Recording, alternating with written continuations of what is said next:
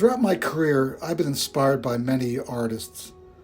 One of the most influential was the French photographer Henri Cartier-Bresson.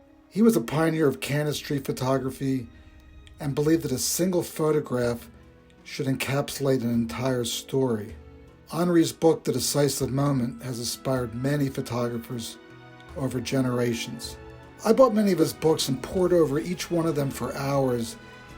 In my opinion, one of the best ways to learn about photography is to look at photographs, particularly the photographs that you admire. Study their sense of composition, use of light, the places and stories they felt passionate about, and places that they wanted to spend time on, maybe perhaps years.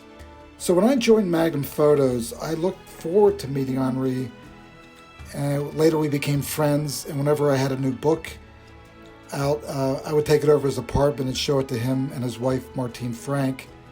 I really valued his opinion and his point of view. He always had wonderful stories about his experiences in these countries that I had traveled to as well. Before college, I traveled extensively in Europe, Africa, Latin America.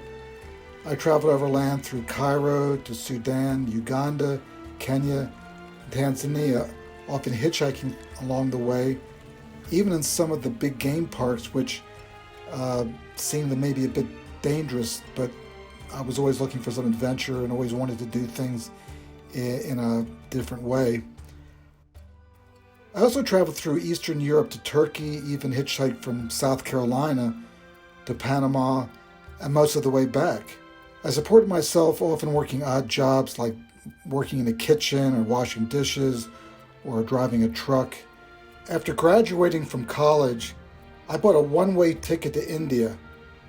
I already knew that many of the great photographers that I admired had worked in India, including Marc Reboux, Margaret Burke-White, Henri Cartier-Bresson, and many others.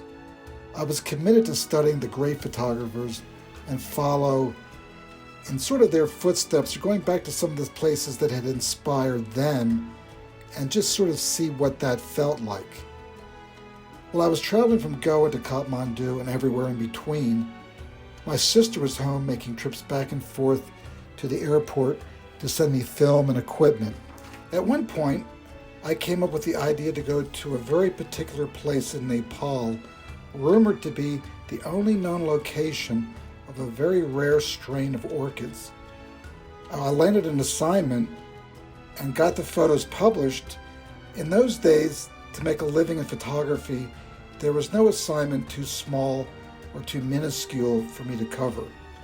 Then in May 1979, while I was traveling in Pakistan, I met two Afghan refugees on the border with Afghanistan.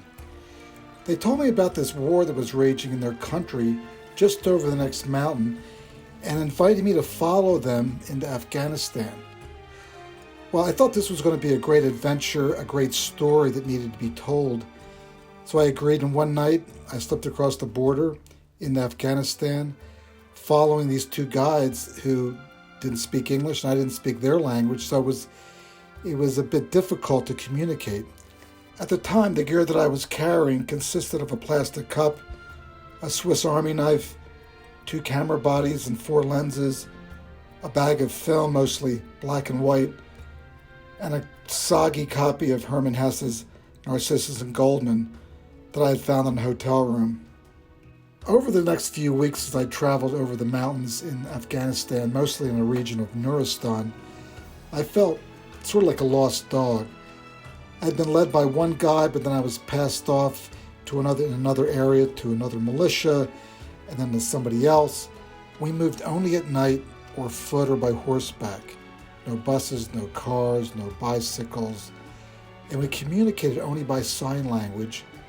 And occasionally I would meet somebody who spoke broken English, but that was very rare.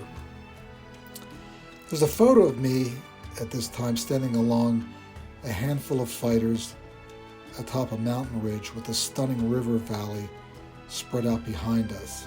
I did what I could to fit in. I wore a tunic and baggy trousers, typical of the Afghan-Pakistan border, and I had a beard which I had dyed black.